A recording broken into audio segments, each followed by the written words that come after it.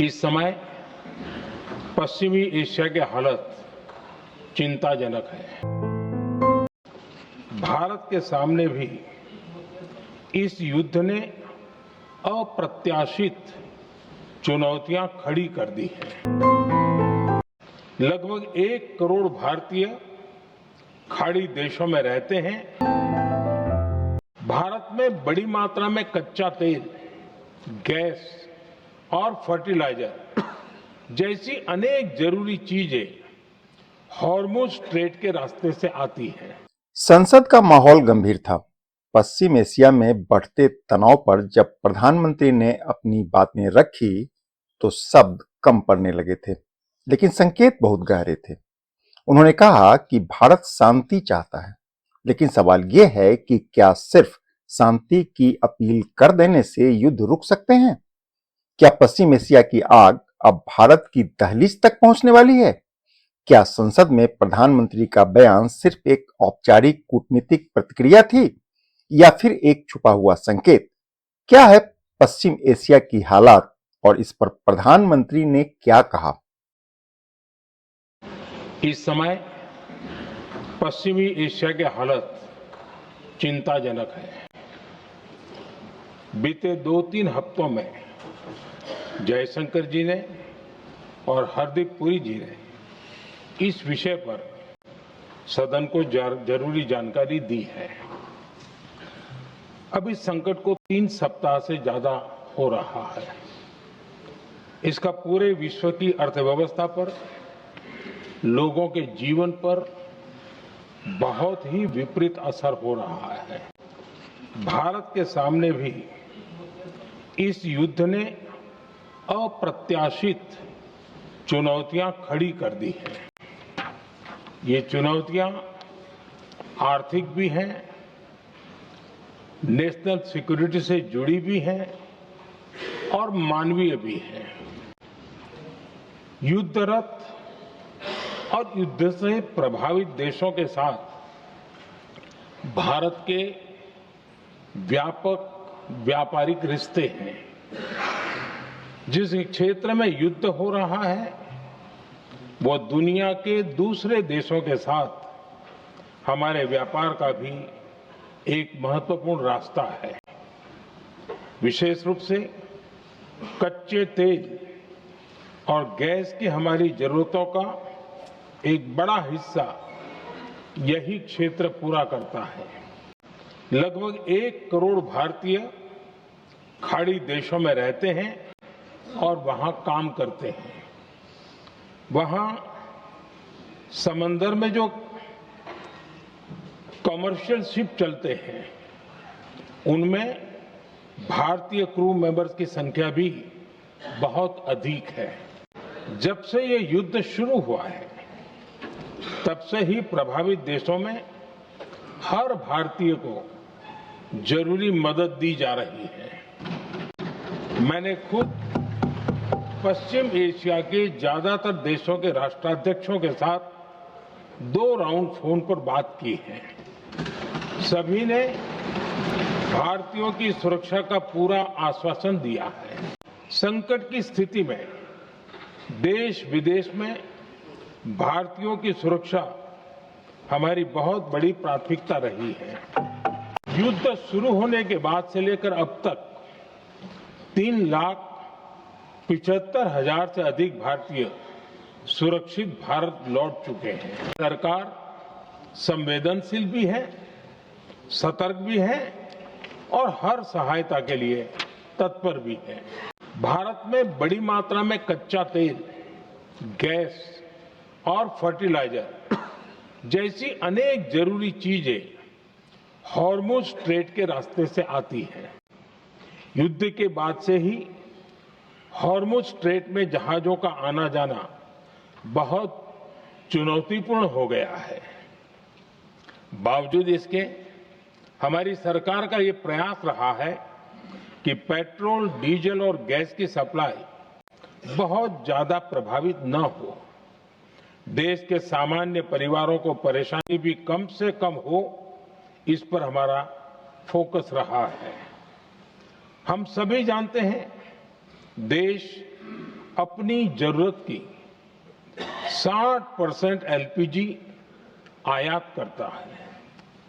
इसकी सप्लाई में अनिश्चितता के कारण सरकार ने एलपीजी के डोमेस्टिक उपयोग को प्राथमिकता दी है। साथ ही एलपीजी के देश में ही उत्पादन को भी बढ़ाया जा रहा है। पेट्रोल डीजल की सप्लाई पूरे देश में सुचारू रूप से होती रहे, इस पर भी लगातार काम किया गया है। भारत ने बीते 11 वर्षों में अपनी एनर्जी इंपोर्ट का डाइवर्सिफिकेशन किया है। पहले क्रूड ऑयल, एलएनजी, एलपीजी ऐसी एनर्जी जरूरतों के लिए 27 देशों से इंपोर्ट किया जाता था। वहीं आज भारत 41 देशों से एनर्जी इंपोर्ट करता है। बीते दशक में भारत ने संकट के ऐसे ही समय के लिए कच्चे तेल के भंडारण को भी प्राथमिकता दी है। आज भारत के पास 53 लाख मीट्रिक टन से अधिक का स्ट्रेटेजिक पेट्रोलियम रिजर्व है और 65 लाख मीट्रिक टन से अधिक के रिजर्व की व्यवस्था पर देश काम कर रहा है। हमारी तेल कंपनियों के पास जो रिजर्व रहता है वो अलग है। बीते 11 वर्षों में हमारी रिफाइनिंग कैपेसिटी में भी उल्लेखनीय वृद्धि हुई है।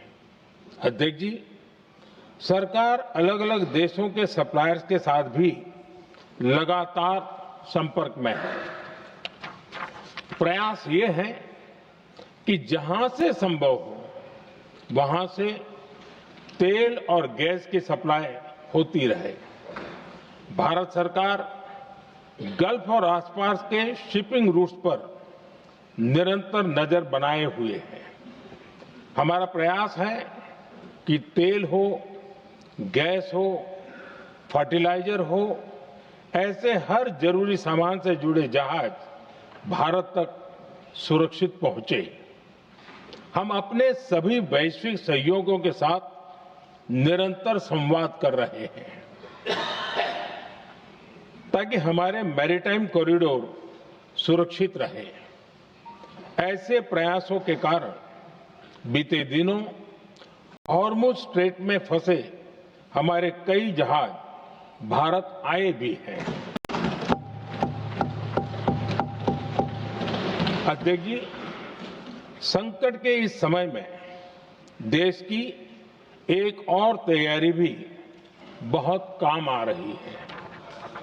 पिछले 10-11 साल में इथेनॉल के उत्पादन और उसकी ब्लेंडिंग पर अभूतपूर्व काम हुआ है। एक दशक पहले तक देश में सिर्फ 1-1.5% इथेनॉल ब्लेंडिंग कैपेसिटी थी।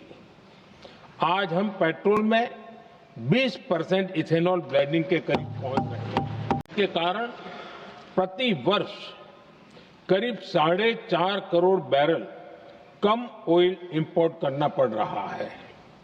ऐसे ही रेलवे के बिजलीकरण से भी बहुत बड़ा फायदा हो रहा है। अगर रेलवे का इतना बिजलीकरण न होता तो हर साल करीब 180 करोड़ लीटर डीजल अतिरिक्त लगता। ऐसे ही हमने मेट्रो का नेटवर्क बढ़ाया है। 2014 में जहां देश में मेट्रो नेटवर्क 250 किलोमीटर से भी कम था, आज ये बढ़कर करीब 1100 किलोमीटर हो गया है। हमने इलेक्ट्रिक मोबिलिटी पर बहुत अधिक बल दिया। केंद्र सरकार ने राज्यों को 15,000 इलेक्ट्रिक बसें चलाने के लिए दी हैं। आज जिस स्केल पर वैकल्पिक ईंधन पर काम हो रहा है, उससे भारत का भविष्य और सुरक्षित होगा।